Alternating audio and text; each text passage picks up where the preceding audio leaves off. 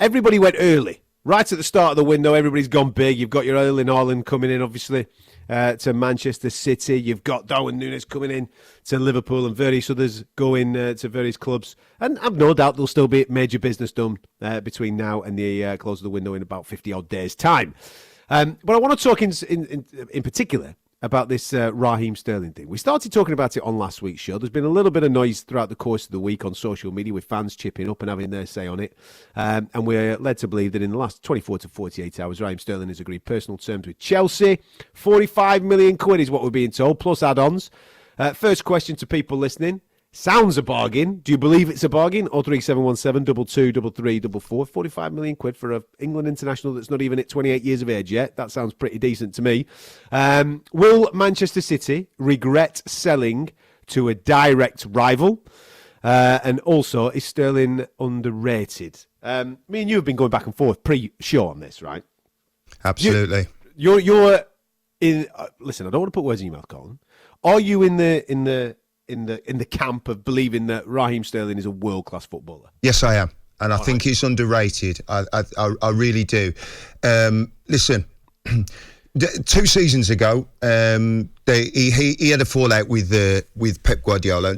Listen, they can say whatever they want to say. I know that was a fact. If you look before, after the European Championships, where Raheem was England's best player, he's never really figured in the last 2 seasons for Pep. I think the deal was done for him to go to Barcelona, but Barcelona are in that situation where they couldn't raise the money where Man City were asking for 50 million. But let me just. I was just looking into this, and you know, and before I start, so if anybody calls in and says, "Well, I know Raheem Sterling," right? Well, I'll say that from the onset. But this is not coming from a personal situation with Raheem Sterling. This is just coming for facts. Anybody can come up with a narrative to suit an argument. This is coming for facts. Okay. So I will just give you 6 facts, and you can refute them if you want. Right? I'm ready. I want you to go full Rafa Benitez on me. You've got to say fact at the end of it. Yeah, no, there's fact. Right. So listen, let's get this one thing straight as well. Raheem Sterling is a wide player. He's not a centre forward. He's a wide player. Always has been a wide player. All right. So look at his stats for a wide player. All right. Scored an average of 22 goals for the club over the past 5 seasons. Are you saying per season? 22 goals per season over the last 5 seasons. Over the last 5 seasons. All right. Only Lionel Messi and Aguero, who have scored more goals, who've played under Pep. His average Premier League goals tally, so this is before the season starts, is 15.6 goals a season. Okay. That's before the season starts, right? Since Guardiola became City head coach in 2016, Sterling is one of 8 players to score 80 or more goals in the Premier League. Fact. Yeah. Right? That's a fact. Yeah. Sterling's big chance conversion rate is superior to Mane, and many of his teammates, Jesus, Silva, Foden, Mahrez. Fact. All of Raheem's Premier League goals last season came from inside the penalty area, and most scored from inside the box. Right? Fact. So what we actually remember a lot of the times is Raheem Sterling missing, as we did with England when he gets inside of the box, right? Fact. That's a fact, right? Yes. But Grealish right now, and I'm not having a pop at you've got to compare him to players. You've got to compare him. Well, I'm not having a pop at Grealish, but clearly Grealish was brought in as a replacement to Sterling. That's when the deal was going to happen with Barcelona. It didn't happen, right? Well, Grealish scored 3 goals last season in 26 appearances. And bear in mind, let me just quantify this as well. Grealish and Sterling are the same age, so we're not talking about a young player. I think that one's born in there's a year between them, if that. So there's not a difference in age. So Grealish scored 3 goals in 26 appearances. Sterling last season, which would be considered as a poor season for him, right, scored 13 goals in 30 appearances, but only started 23 times, right? Now, Grealish doesn't miss those chances because he doesn't get in the box or in the final third to get those chances. Mm-hmm. So listen, the argument will be is, will Raheem Sterling get those chances at Chelsea? because of the quality of players they got at Man City. That will have to remain to be seen. But when Man City start the season, next season, they have got to find 15.6 goals for the Premier League, not in all competitions, just for the Premier League, right? Now, Jack Grealish's total amount of goals, or his highest tally in the Premier League, has been 8 goals in the Premier League. It's a fact. Yeah, it's an absolute fact. Yeah, but he's been playing in Aston Villa's side that have been battling relegation. Hang on a minute. I've just said he started 26 games for Man City this season, which is a phenomenal side. Yeah. So I'm not. Listen, everybody needs a bit of time of bedding in. Next season is the season for Grealish, right? Yeah. But he's going to have to do a lot of stepping up. How many did Grealish get in his first season for Manchester City? He scored 3 goals. Yeah. Sterling got 6 in his first season in 31 games. Yeah. Hang on a minute. What age was Raheem Sterling? No, that's fine. Hang on a minute. But you just said his first season is allowed 1 season. But that's what you said. But we're talking about Jack Grealish has gone for 100 million and he's a seasoned professional. Now we're not talking about when Raheem Sterling went to Man City when he was 22 years of age. We're talking about 6 years on now, where they're both the same age. Right. So now, in all fairness. All right then. Right, you've just said right at the start of this, you referred to him as a wide player. So let's not compare him as a striker. All right. So you at Manchester City, if you're going to compare him to other players, the player that you probably compare him to is Riyad Mahrez. Would you agree with that? Yes.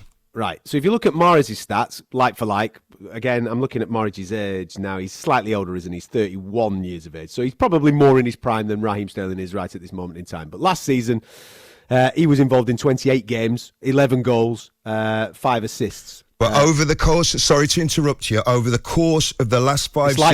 It's like for like. Yeah, but over the last 5 seasons. It's like for like. It's exactly the same. Over the course of the last 5 seasons, Raheem Sterling has a better conversion rate than Jesus, Silva, Foden, and Mahrez. Fact. Right. Okay. It's a fact. All right. Well, on that, what you just said there, if you want to go for 5 seasons, then what you're doing there is you're using 2 massively inflated seasons that he's had.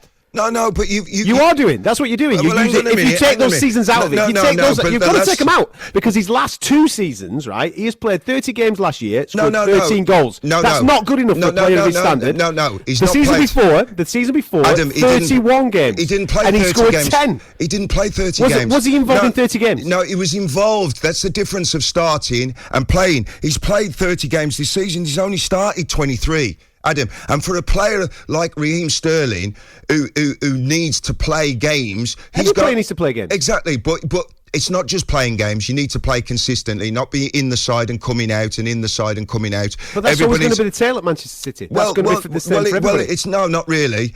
Prior to his fallout with Pep, that wasn't the situation with him. The last 2 seasons since he's had his fallout with Pep, he's been really a bit part player, and they would have let him go. Well, he has. Listen, 23 games. Hang on a minute. Hang on a minute, Adam. He's come off the back of the European Championships, right? Yeah, where he was involved in 33 games. No, hang on a minute. He was involved in 33 games that season. Not starting 33 games. No. In the 2019-2020 season, he was involved in 33 Premier League games. Yeah, involved. He scored 20 goals. How many assists did he give that season? I'm not sure of that stat. 1. Yeah, but 1. So what you're saying to me is you think, right, that it's good business for Man City what they've done. No, I'm not saying that. What's your argument then? I'm justifying it, right? What they've done this season in this window, they brought in Erling Haaland first and foremost, who is probably bar Mbappe, the hottest talent in European football. Not arguing with that. When it comes to conversion rate and putting the ball in the back of the net, but they've also gone and signed Alvarez, who is the hottest talent in South American football. He's just won the Player of the Tournament in the Copa Libertadores. Everybody's raving about this kid. Again, a hot conversion rate. So they've got 2 lads that are coming in this window that they hope are going to hit the ground running. Now, they hope, Adam, because listen, we just said it at the top of the show. Every player that goes to Man City is always taken a season. So you've taken a guaranteed 15.6 goals out of the club, and you're praying that 2 players you've brought in, I've no doubt that both of those players in time will prove to be magnificent buys. But in the short term, you're praying that they hit the ground running. So are you saying that those 2 players that are coming in aren't going to score 15 goals between them. They'll score 15 goals Well, between them. They've cured the problem. They've cured the problem. No, they haven't. How have they not? What do you mean they've cured the problem? Well, you just told me that you're taking 15 goals out of the Manchester City team with getting rid of Raheem Sterling. Right. They brought in 2 elite players. Yeah. And you just said to me now that both those players combined will get at least 15 goals between them. They'll score miles more than that, but they'll do at least 15. So they've covered the Raheem Sterling goal situation. Yeah, but what you're saying to me now, though, Sterling is a wide player, right? So they've brought in a centre forward, right? Yeah. I get Who can play wide? Well, Ireland can play wide. He plays wide right. Well, he can. He's got the ability to go out right and come in front. But what I'm saying to you is, right, that this myth about the chances that Raheem Sterling misses and the quality he brings to the team, I'm saying to you, it's not just one of those. I mean, of course, he's not worried about him going to Chelsea because he knows for the fact that Chelsea have lost, Rudiger and whatever. It'd be interesting, had Chelsea not lost the players they had, whether they would have allowed Raheem Sterling to go to Chelsea, because he then makes their team stronger, that is for sure.